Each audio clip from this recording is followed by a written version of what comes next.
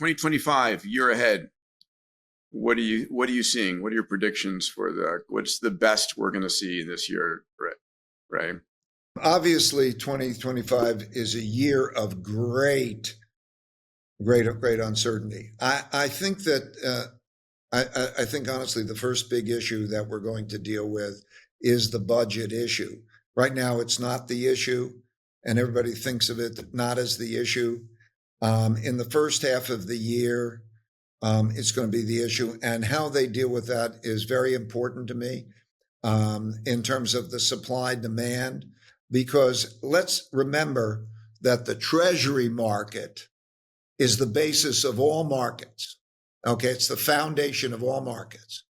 And if you create a reverberation for supply demand, then it changes all that capital raising, and that's funding this thing or that. I mean, the world gets disrupted. Okay, so it's very important. So that's the first thing that I'm sort of keeping. Then we're going to actually see the first 100 days of a new administration is a time of great optimism, and also is a time when you have what priorities have got to be. It's got to, it's real world time now. Okay, it's game time. So the theories are going to be put to the test, and the consequences. Does the cost cutting happen? Is that realistic? How many numbers can you do that?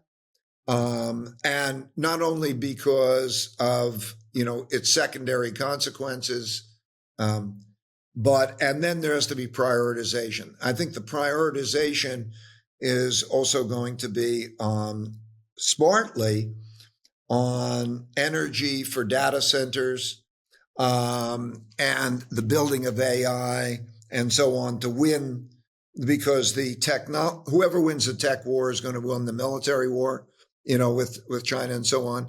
And so, but how that game goes, it's going to be a tough game. So when I look at that, I think we're not going to be as happy a year from now as we think we're going to be.